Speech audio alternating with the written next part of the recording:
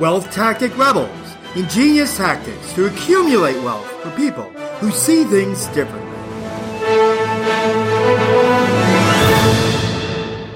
Welcome to another discussion with Wealth Tactic Rebels, podcast for people who see things differently.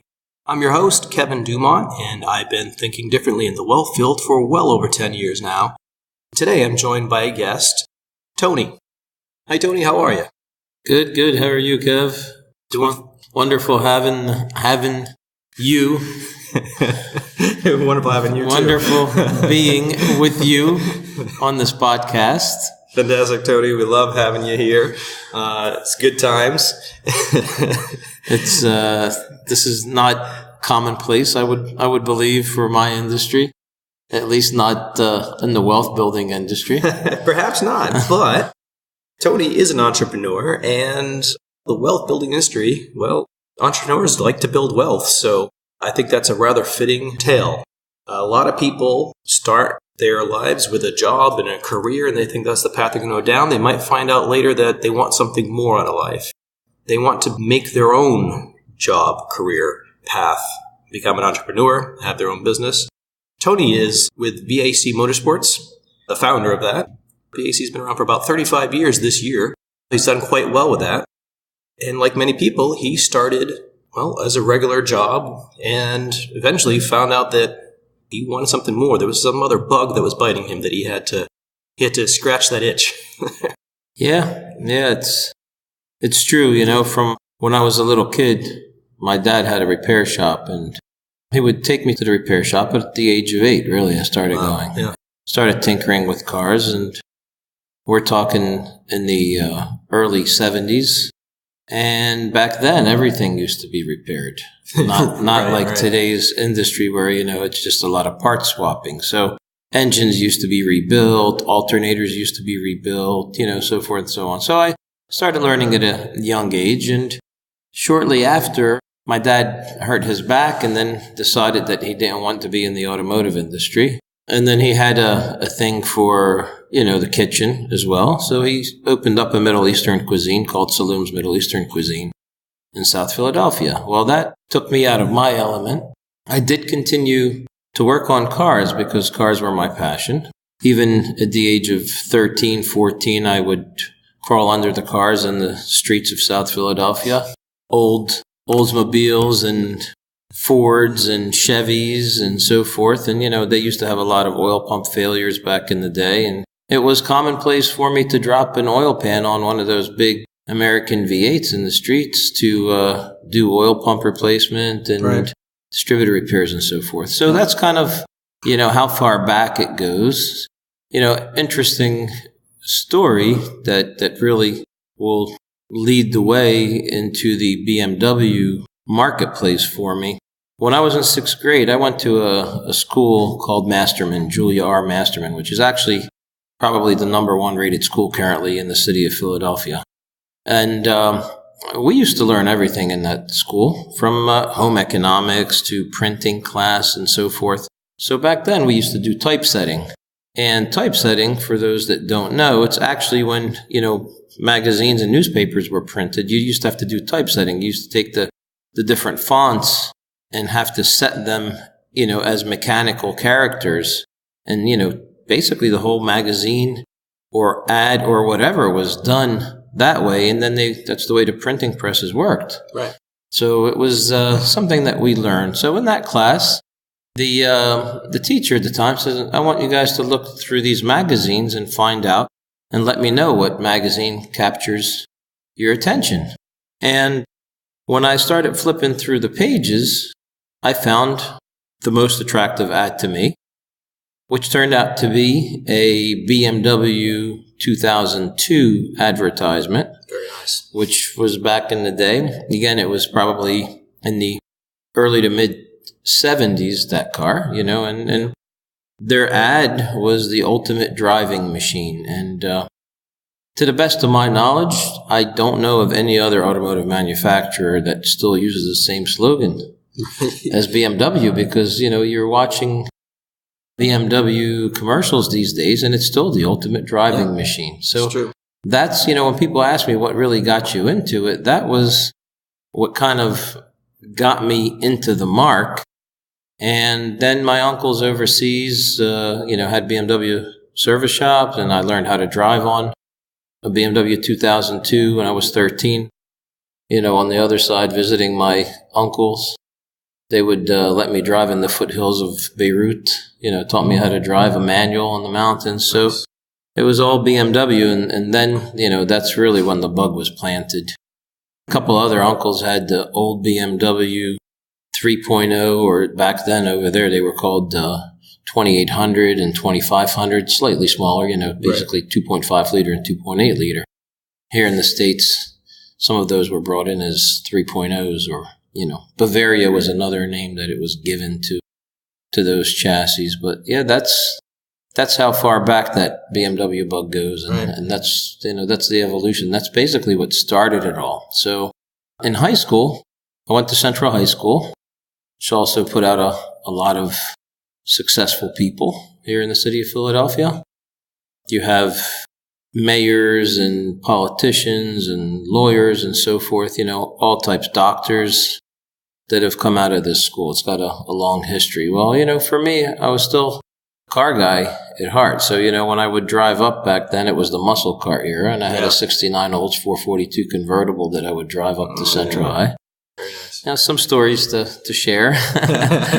And Your daughter wants, I'm sure. many of all boys school at that time. Yeah, I can imagine. Okay. Yeah, Girls High was right across the street from us. Anyway, I managed to stick with although we had the restaurant, I was working and putting in restaurant hours, I managed to stay in the automotive field. And when I graduated Central, I went to Temple. Could have gone anywhere. I chose Temple. Yep. It's an old commercial for Temple University. I don't know if they still use it. Could have gone anywhere. I chose Temple. So, but my dad, during the years, one thing that my dad really pushed us to do is to always be our own bosses. So, although I worked for my dad and I worked for a family, I worked really, really hard. Yep. Because I knew that to be successful in life, you have to always give not 100%, you have to give 110% or 200%, whatever percentage you want to put above 100. But 100 is not enough. 100's not enough, yeah. 100 is not enough. So we continued the education.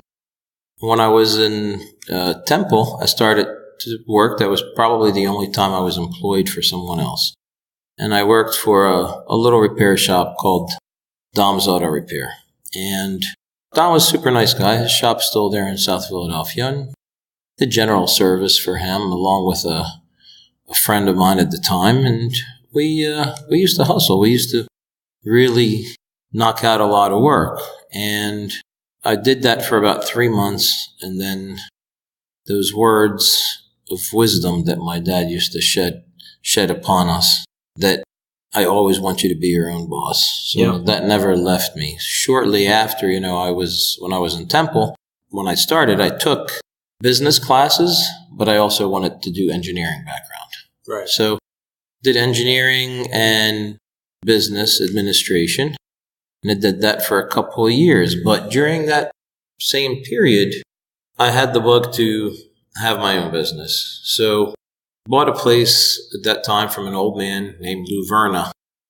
And the business was called Verna's Auto Body.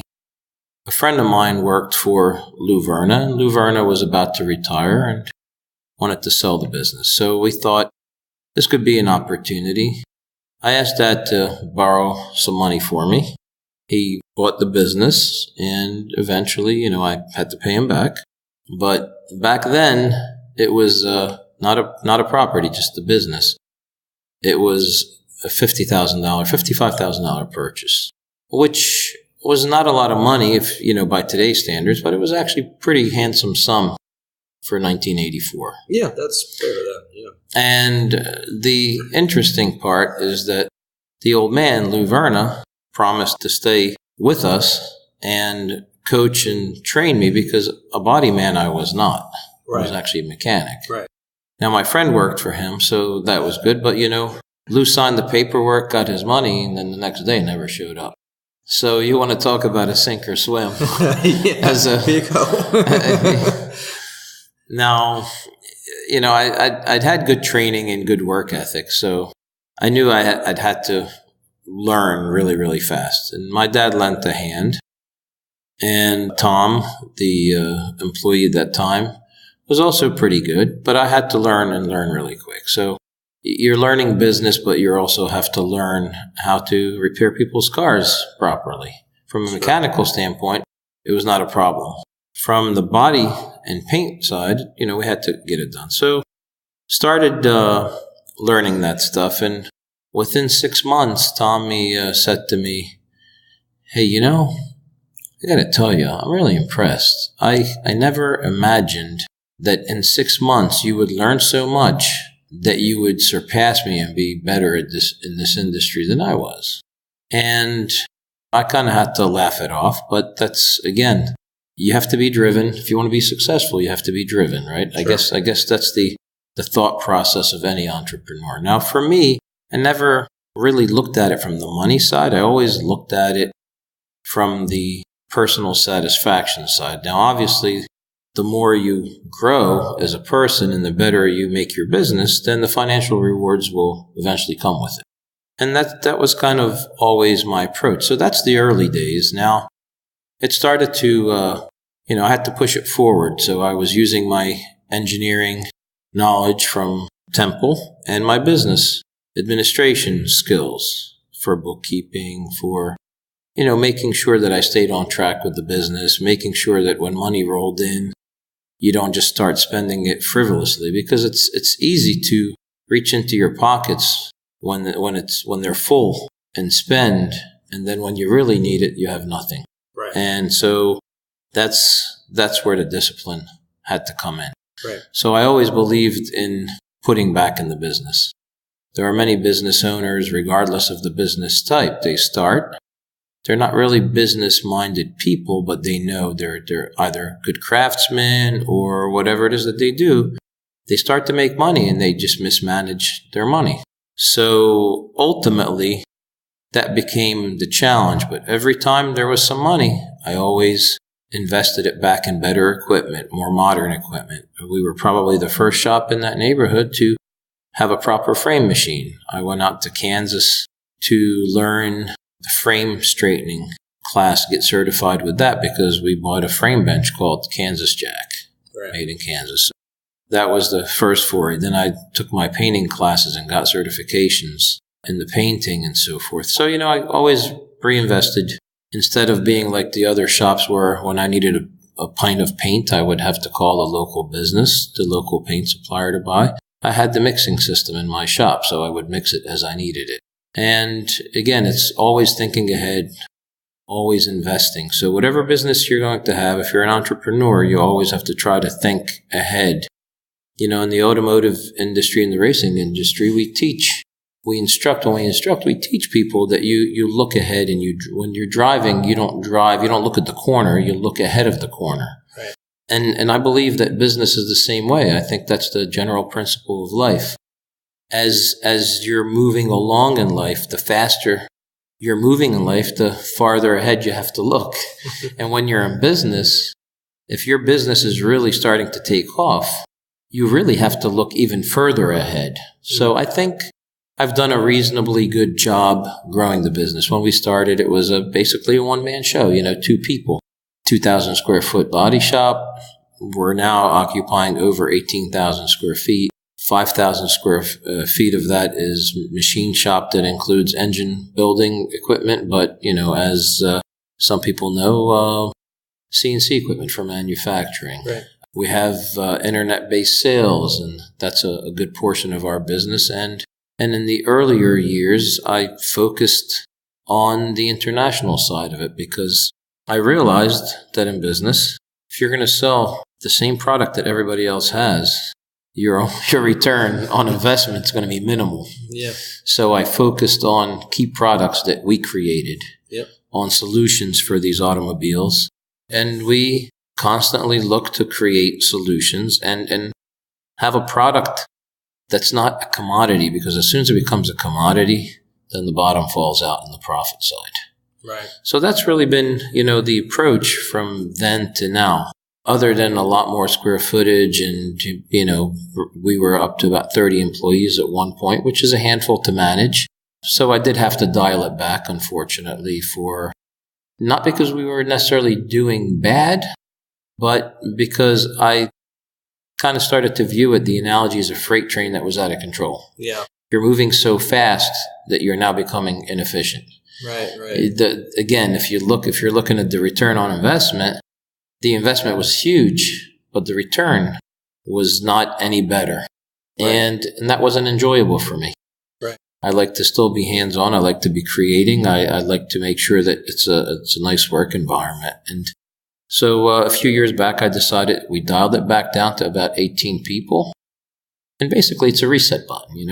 Another one of my beliefs in business, I've been around so long, I've seen the cycles. It seems like in our industry, probably in many industries, they're cyclical. So right. You start to have that slope, that steep slope, and there's a lot of growth. And all of a sudden, the market trends change and people's desires change or whatever, stuff beyond our control. And then you start to see that it's trending down again a little bit. You kind of have to hit the reset and then start focusing and redirecting. And that's kind of the way, that's my approach on this business since the start. And I find for me, I think if you have a good stretch, you have 8 years. I think 5 to 8 years is probably, might be a norm. I've never researched it, but maybe somebody out there that does it for a living might say, yeah, you're spot on. 5 to 8 years is a good cycle. And so, I feel that we're probably going through our about 4th reset at this point. Yep. And we feel that, maybe in another year or two, as the economy continues to turn, and we try to take this business to yet another level, I think then we should be kind of in cruise control for another 5 years. Excellent. I agree with your analysis on cyclicalness of business. It's something that I've experienced and other people I've talked to have experienced. So, another interesting fact too, Tony, people might find interesting is that you've been into racing, correct, yourself? Yep. Personally? Yeah. Mm-hmm. So, why did you get into the racing, and how has that influenced your business? Well, the racing was always a passion, driving fast and, car control and all that. That seemed to be an innate behavior for me, an innate skill. Right. And it really officially kind of started in the early 90s. I started to do some driving classes with driving schools, or as they call them, DEs, driving events with BMW Club and Porsche Club. And the first time I went was to Summit Point. And I remember it like it was yesterday. And being kind of a hot shoe, you go onto the track and it's a completely different driving experience. The racing that I'd done before that was not really on track. It was autocross. Right.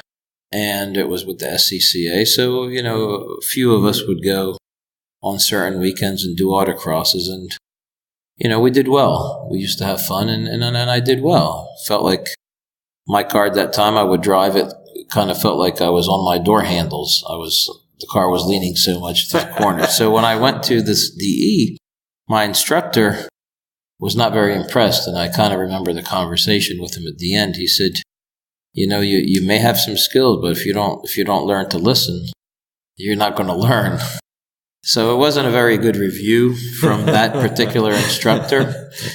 And that must be your drivenness coming yeah, through a little bit there. you want to drive. You want to drive so hard that you're not driving proper. Right. Using proper technique. So it didn't take me long to fix that, and probably in under a season of DEs, the Porsche Club signed me off as an instructor, and a couple of the instructors that had been instructors with Porsche Club at that time for probably every bit of 30 years that had a lot of experience said, what are you doing on that side? You can easily be an instructor, and recommended that I become an instructor, and then I continued on with the racing, started racing with SCCA in 1996. At that time, I was also building my own tube frame car, BMW, as you know, one would have it, right? Yeah. 320i, old body, and that was for SCCA. It ran its first race in 1997 and 1998. We went to the SCCA runoffs in mid-Ohio. We had some mechanical issues by the time we sorted through. We had to start at the back of the pack, but luckily we had a decent race and ended up finishing mid-pack. Good. But that was the national championship. After that, we went pro racing. We built a 1999 BMW 325 right off of the showroom floor. Wow. Went up to, I think that was purchased in Rochester, New York. Sent the tow truck up. He brought it back down. It was a non-sunroof car. Yep. Drove it around the block once, parked it, and in under 60 days it was on the racetrack racing. It was the first D46 BMW in racing than anywhere on the planet, actually. Nice. Straight into the scalpel. Yeah. So right to the surgery room. You know, and that's basically where the deep, you know, call it the deep racing roots. But before that, I built a rally car, a VW rally car for Lebanon. Oh, yeah. And a couple of friends of mine drove it. The first guy drove it the first year, didn't have a whole lot of success, but it wasn't really the car at that time. It was more the driver was over aggressive. Put a different driver in the car for the next 2 seasons, and they won the championship in 1994 with it. Wow. That was a Valvoline Middle East sponsored car. So that was, I mean, you can look back into the early 90s for the racing heritage, you know, at VAC. Yeah. So the VAC name, if you're curious, like I said, it started as Verna's Auto Body because I bought it from Lou Verna. And then a couple years later, when I built enough show winners and that kind of, I get bored, right? I'm always looking for a challenge, as probably most entrepreneurs are always looking for a challenge. It's not, you know, like I said, a lot of entrepreneurs probably don't do what they do just for the money. Some of them probably go out with the exclusive thought of I want to make as much as I can. Others go out because they just want to have projects and babies and things they created. Sure. So after boredom, a couple of years in, I decided, let me add the mechanical side back in. So when I started doing the mechanical work for the general public at that time, decided, well, you know, maybe marketing could be a second business for me, if you will. But I figured Verna's Auto Body doesn't sound very catchy for service work. Right. So I called it Verna's Auto Clinic. Ah. And so that's where the VAC came from. But once we got into the motorsports, it wasn't catchy enough for racing. So then it just became the acronym VAC Motorsports. It was Verna's Auto Body, then Verna's Auto Clinic, and then the acronym VAC. Wow, so that's where that comes from. That's where that came from, yeah. So there's a story behind it. It's a good story. So racing was a passion, but it really helped fuel your business to where it is today, right? Correct. Yeah, absolutely. So that's been a huge impact. Absolutely. I mean, it's a good part of the business. Most of what we do is performance-related work. Right. Do a lot of custom parts. And a lot of specialty parts, like I said, that are sold on the website worldwide. Right. Yeah. So that's the bulk of the revenue generated. Right. So since you're out there, you have people, stickers in their cars and such. That's like advertising. Mm-hmm. People hear about you. They hear about your parts. And so you get a lot of word-of-mouth business that way. Yep, a lot of word-of-mouth business. I still believe that although today's society, you have a lot of social media and other means of marketing, the best means of marketing is still the word of mouth, because people, you know, getting a personal recommendation, you know, and again, you can do personal recommendations over social media. Sure, true. In today's age, that is true. Yeah. So I had like a little saying that I always said, people tend to do business with people they know. Mm-hmm. You know, I think that's fitting what you're saying. That's fair to say. Fair to say. You build relationships. Relationships, yeah. They're key. So, do you have any other tips or hints or, you know, things, words of wisdom you've learned along the way for people who are looking to do their own business maybe to avoid or to a certain type of path to go down or anything? Well, I think if I had to do it all over again, I would probably do it the same way. Yeah. So I believe that the formula for success, first and foremost, has to be a strong work ethic. Yeah. Now, you have a strong work ethic, the next step would be to have proper management. Yeah. And management of the employees and management of your money. Right. So if you can't manage your money properly, no business will survive. I'm pretty sure, again, I don't spend my career going around looking at why businesses failed, but businesses fail, usually because they're not making enough money, or if they make it, they mismanage it. Right. So for anyone looking to start, love what you do. When you make money, hold on to it and spend it wisely, and reinvest in your business if you want it to grow. Wise words. Yeah. Thank you, Tony. I really appreciate it. My pleasure. Thanks for having me. Absolutely.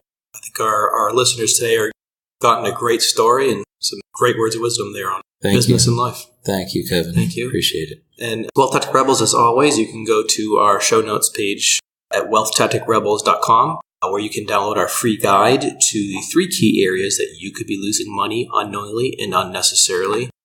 And everybody, thank Tony again today for being here. Thank you for joining us. Thank you. I'm humbled. Me as well. Thank you so much. Thank you. Enjoy your day, everyone. Yes, enjoy.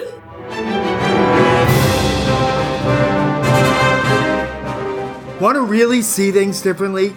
Take our course, Ingenious Tactics 201, where we teach you all the wealth accumulating tactics with detailed real-life examples. See your progress with quizzes and a certificate of completion. For course details, visit wealthtacticrebels.com. Sign up today and start seeing things differently.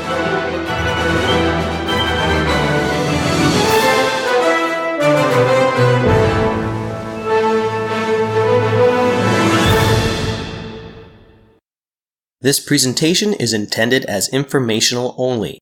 Information presented does not consider your particular financial objectives, risk tolerance, time horizon, or other unique circumstances, and does not constitute a personalized recommendation or replace the advice of a financial, tax, or legal advisor or other qualified professionals.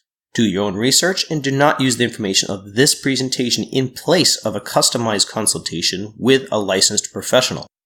To the best of our ability, we provide content that is accurate as of the date of release. However, we give no assurance or guarantee regarding its accuracy, timeliness, completeness, or applicability. We assume no liability for the information of this and related presentations.